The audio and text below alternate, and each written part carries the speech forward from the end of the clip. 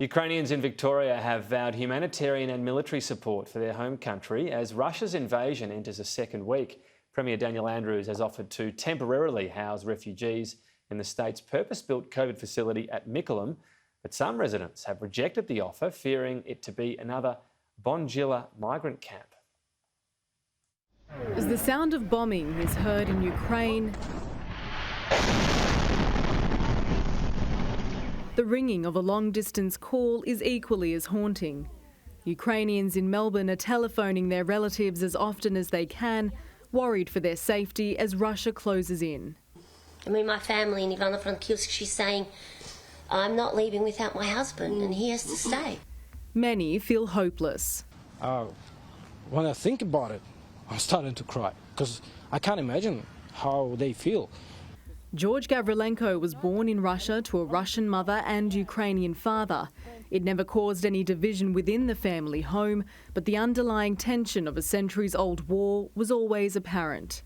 I don't think that's my home. I don't think that's my place. His patriotism for Ukraine grew more passionate after the Orange Revolution in 2004 and Russia's illegal annexation of Crimea in 2014.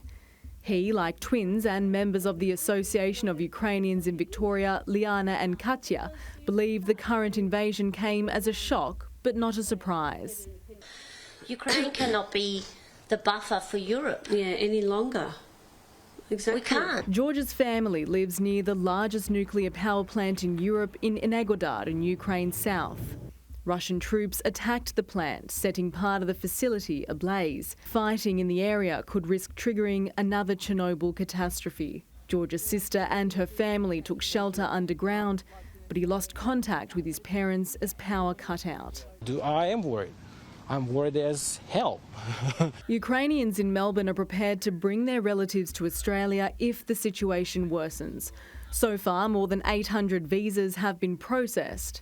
We certainly continue to do everything we can. Victoria's purpose-built COVID hub in Mickleham is also being considered to house refugees.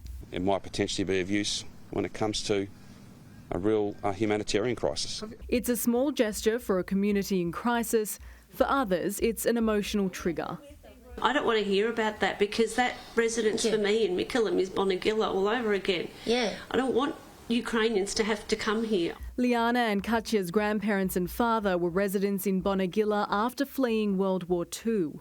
We're in tears, as I often break down, but it's sad, it's very difficult. We're hurting for them. President of the association, Slavko Kohut, says he's overwhelmed by the support.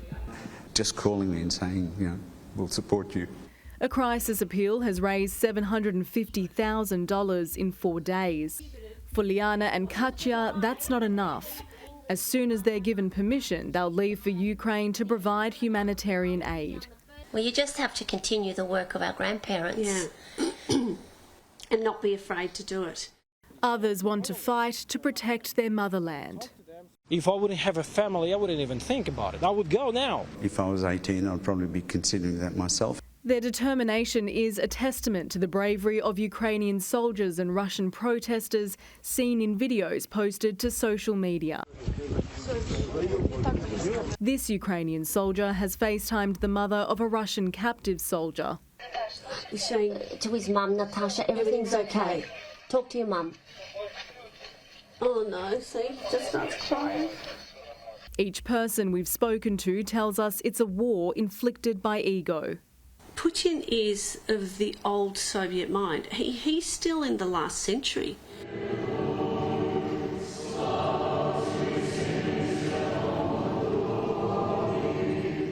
In Victoria, families have sought their own sanctuary in Melbourne's Ukrainian Catholic Cathedral. Although many feel defeated, the Ukrainian spirit is palpable. Here, Victorians turn to prayer for an end to war, for the love of their country, but most importantly, for peace. It's like a bad nightmare.